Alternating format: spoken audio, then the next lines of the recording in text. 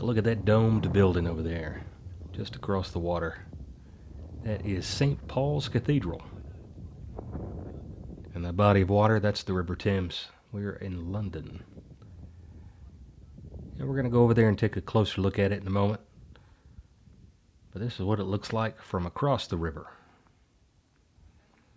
Good view of the dome from here. And that bridge you see just to the right, just there, that is the Millennium Bridge. It's a foot traffic only. No cars going across that one. You can walk from one side of the river to the other. And that's the path we'll take here in just a moment.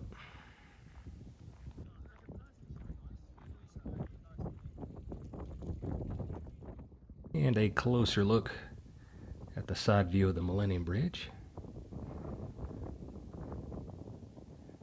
And there's St. Paul's on the left there.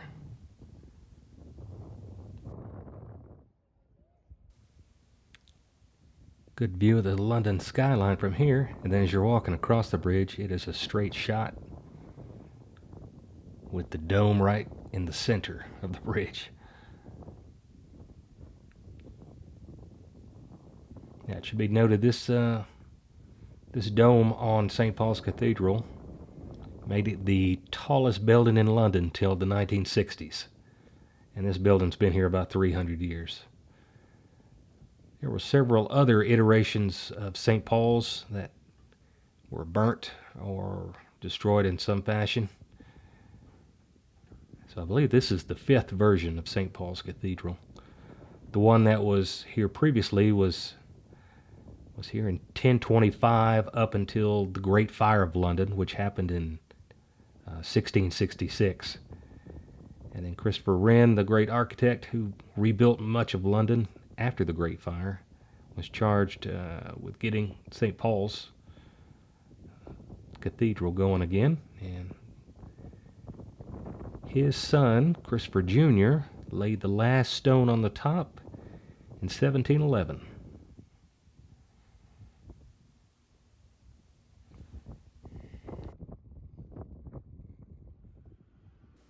Now this building on the left here, I'll get up here and I'll show it to you. The City of London School is purportedly one of the schools that Daniel Radcliffe of the Harry Potter series, he actually attended here while he was filming parts of the movie. And the bridge itself, the Millennium Bridge, was actually featured in one of the movies briefly. During World War II, this was a big target for the Germans as they bombed London.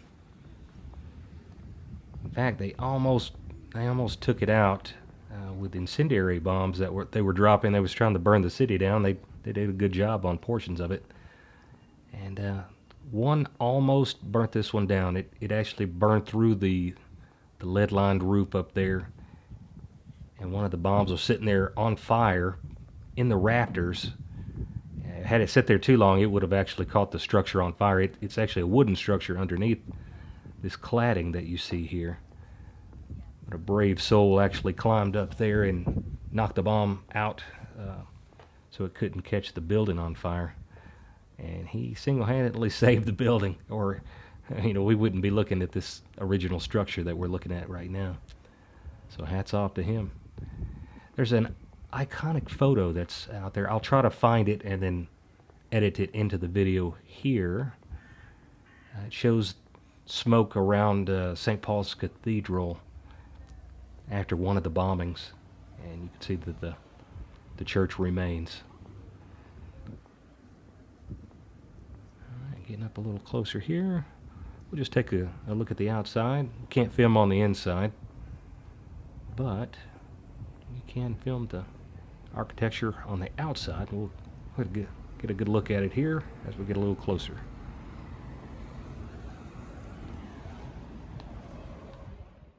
Alright, we are on the front side of the church, and we're right beside the statue of Queen Anne there, you see on the left.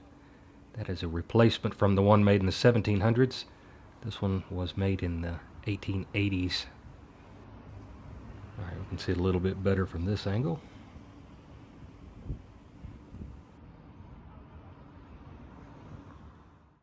In 1981, when they were married, Prince Charles and Princess Diana exited St. Paul's and came down these steps right here. Alright, since we can't film on the inside, I'll just wrap this video up here. This has been a quick look at the outside of St. Paul's Cathedral, London.